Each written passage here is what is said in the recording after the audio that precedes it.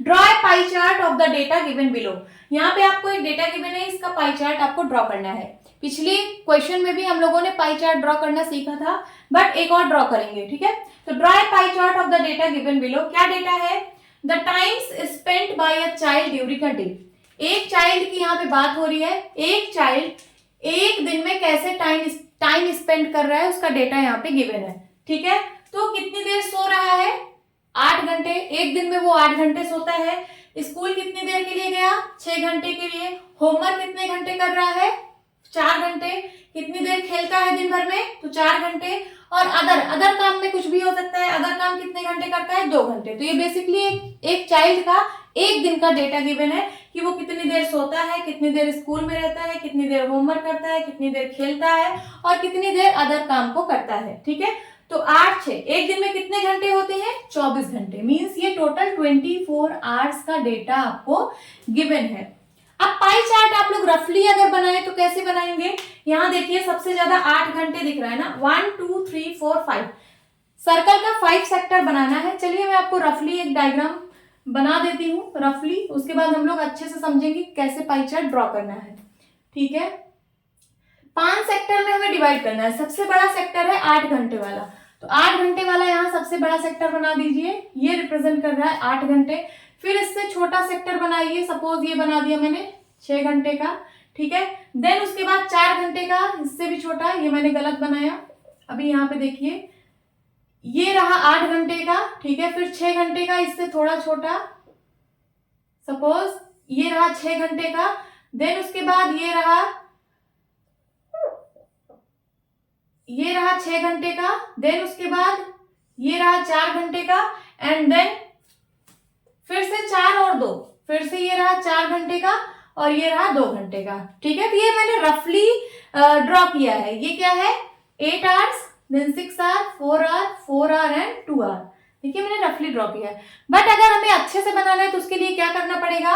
इस सेक्टर का एंगल हमें पता चल जाए, हर एक सेक्टर का एंगल हमें पता चल जाए तो हम ड्रॉ कर लेंगे, है ना। तो चलिए हम एंगल निकालते हैं। इसी एंगल को हम लोग सेंट्रल एंगल बोलते हैं। तो इसी एंगल को हमें फाइंड आउट करना है। तो यहाँ पे हम एक टेबल बनाए हैं। इस टेबल में सबसे पहला कॉलम एक्टिविटी का है, जो जो वो चाइल्ड एक्टिविटी कर रहा है दिन भर में, तो जैसे sleep, school, homework, play, others, ये एक्टिविटी का कॉलम हो गया। फिर नंबर ऑफ आवर्स, स्लीप कितने घंटे करता है, स्कूल कितने घंटे जाता है ना, कितने घंटे स्कूल में रहता है, होमवर्क कितने घंटे करता है, तो ये नंबर ऑफ आवर्स में हम लोगों ने दिखा दिया है। अब इन फ्रैक्शन, इसको हमें फ्रैक्शन में बदलना पड़ेगा। फ्रैक्शन क्या होता है? जैसे हमें इसका फ्रैक्शन चाहिए ना 8 घंटे। 8 घंटे का किससे? टोटल से। टोटल कितने घंटे एक दिन में? 24 घंटे। तो चलिए इसका फ्रैक्शन निकाल लेते हैं। ये हो जाएगा 8/24, है ना। 8 1 जा 8, 8 3 जा 24। इसका फ्रैक्शन वैल्यू आ गया 1/3। फिर 6 घंटे का 6/24, 6 1 जा 6, 6 4 जा 24, इसका फ्रैक्शन आ गया 1/4। देन 4 आवर्स का क्या हो जाएगा? 4/24, 4 1 जा 4, 4 6 जा 24, 1/6 आ गया फ्रैक्शन। और इसका 4 आवर्स है तो फिर से इसका फ्रैक्शन आएगा 1/6। एंड 2 आवर्स का क्या आएगा? 2/24। इसको सिंप्लीफाई करेंगे तो ये 1/12 आएगा। 2 1 जा 2 एंड 2 12 जा 24। तो इसका फ्रैक्शन वैल्यू क्या आ गया? 1/12। अगर ये क्लियर नहीं हो रहा है तो मैं यहाँ पे सिर्फ टेबल बना देती हूँ पूरा। अब आप लोग को क्लियर हो जाएगा।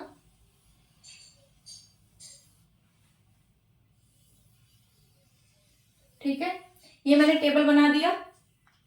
अब सेंट्रल एंगल निकालेंगे। सेंट्रल एंगल कितने में से निकलेगा? किसका पार्ट है? मतलब ये जो सेक्टर है वो कितने का पार्ट है? तो ये 360 का एक पार्ट है ना, 360 डिग्री का एक पार्ट है ये एंगल, है ना। ये जो एंगल हम लोग निकालेंगे ये किससे निकालेंगे?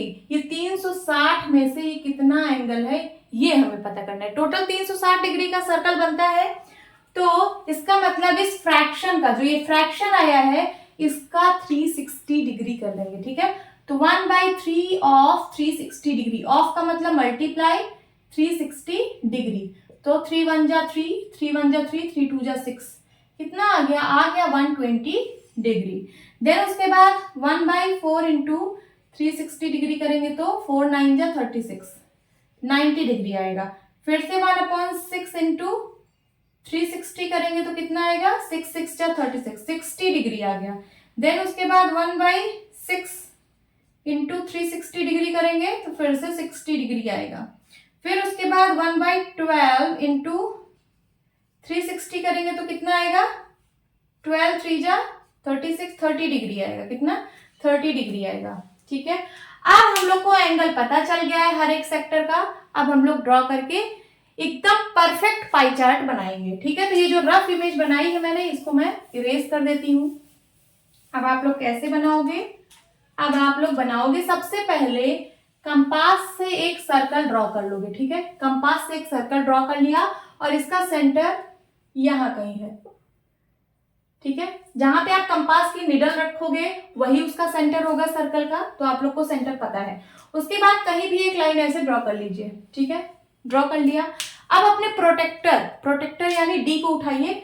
डी का सेंटर, डी का एक सेंटर होता है, इस सेंटर पे लाके रख दीजिए। ठीक है, फिर यहां से एंगल देखिए, एंगल यहां से देखिए कि 120 डिग्री कहां बन रहा है। ठीक है, तो अगर आप इसको प्रोटेक्टर के सेंटर को इसके सेंटर पे रखेंगे तो यहां से एंगल दिखना आपको शुरू होगा। 10 20 30 40 50 60 90 90 100 110 120। तो 120 आपको यहां कहीं मिलेगा, यहां कहीं। तो आप ऐसे उसको मार्क कर देना। ऐसे प्रोटेक्टर को आप रखे हो, जहां पे भी मिले आप उसको ऐसे मार्क कर देना। ठीक है, फिर उसके बाद इसको हटा के एक स्केल रखना, फिर यहां से ऐसे लाइन ऐसे ड्रॉ कर देना। तो ये कितने डिग्री का एंगल बन गया, 120 डिग्री का एंगल बन गया। फिर उसके बाद अपने प्रोटेक्टर को अब यहां पे रखना है, ऐसे रखना है। ऐसे देखिए, ये इसका डी इस साइड आना चाहिए, इसका सेंटर यहां होना चाहिए प्रोटेक्टर का सेंटर यहां रख के इसको इस वाली लाइन, जो प्रोटेक्टर का बेस होगा उस बेस पे ये वाली लाइन मैच करनी चाहिए। ठीक है, और सेंटर यहां होना चाहिए। फिर उसके बाद कितने डिग्री का एंगल बनाओगे, 90 डिग्री का। तो यहां से 90 डिग्री, यहां से आप एंगल काउंट करोगे उस प्रोटेक्टर पे, 10 20 30 40 50 60 90 जहां पे भी आ जाए वहां पे आप ऐसे मार्क कर देना। फिर एक स्केल रख के इसको ऐसे ड्रॉ कर देना। तो ये कितने डिग्री का एंगल बन गया, 90 डिग्री का। ठीक है, देन उसके बाद 60, फिर से यहाँ पे आप अपना डी रखना, सेंटर यहाँ होना चाहिए, बेस लाइन ये वाली होनी चाहिए।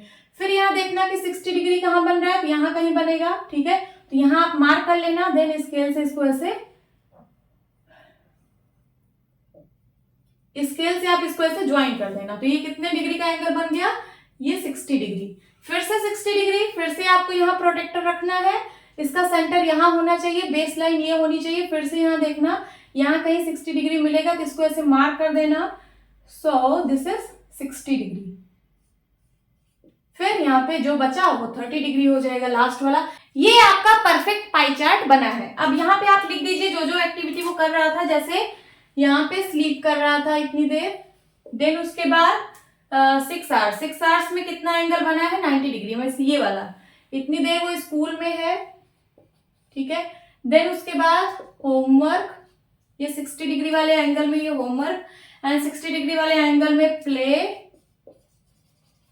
ठीक है, और 30 डिग्री वाले एंगल में क्या एक्टिविटी है, अदर्स। ठीक है, अब यहाँ पे आप आवर्स भी दिखा सकते हो कि कितने घंटे क्या कर रहा था। तो स्लीप वो 8 घंटे कर रहा था, 8 आवर्स। देन उसके बाद 6 आवर्स स्कूल में है। देन उसके बाद होमवर्क कितनी देर करता है, तो 4 आवर्स। खेलता कितनी देर है, 4 आवर्स, एंड अदर्स 2 आवर्स। जो अदर काम है वो 2 घंटे उसको टाइम लगते हैं करने में। तो होप स्टूडेंट्स आपको पाई चार्ट ड्रॉ करना अच्छे से समझ आया होगा। तो ठीक है, मिलती हूँ अपनी नेक्स्ट वीडियो में, तब तक के लिए bye bye and take care.